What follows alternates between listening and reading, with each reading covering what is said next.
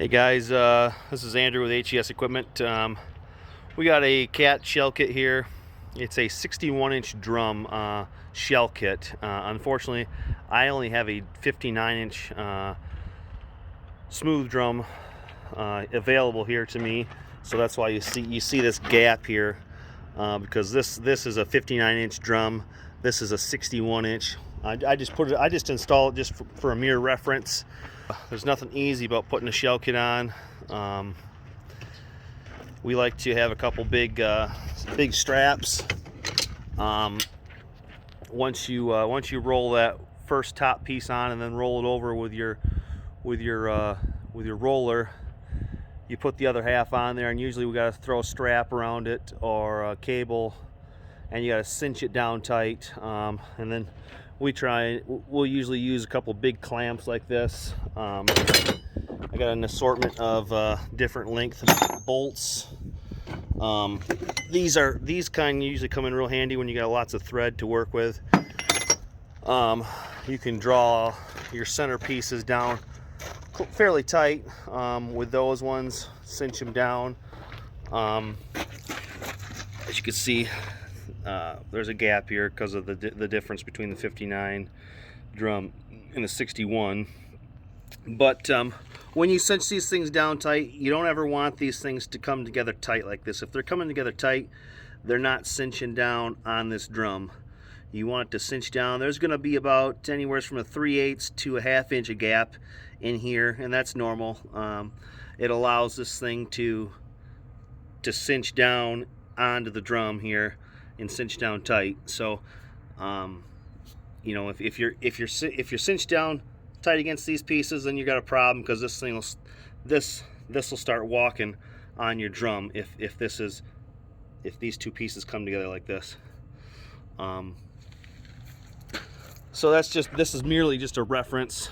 This particular one had a small, it wasn't quite into round here. There was a dent. Someone must have pushed down on the edge there.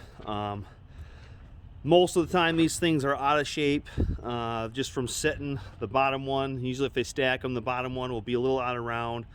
So it's not uncommon to have one that's off. That's pretty common, especially with the 3-piece kits. I put this one on by myself here.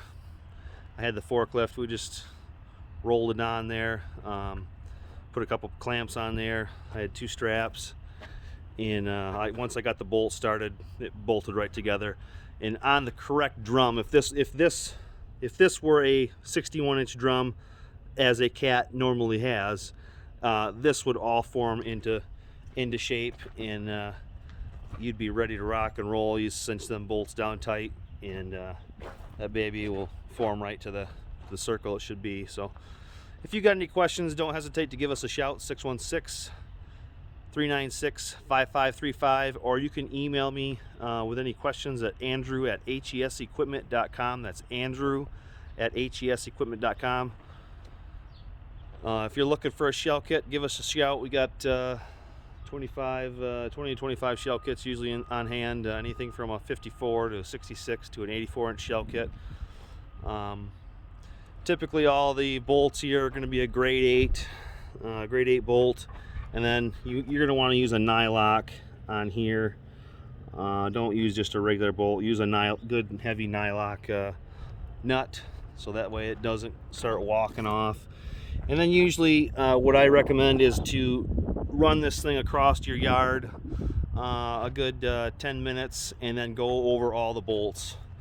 Cinch them bolts down tight once or twice. It doesn't hurt to hit it a second time, just to make sure that this thing is cinched down tight on your drum. And then you know, some guys will take and torch a hole in their drum, bolt it there as well. It all depends on how clean, when you put this thing on there, how clean that drum surface is. If it's not clean, you might have some problems with that thing walking. But if it's good and clean, you shouldn't have any problems with that thing walking. So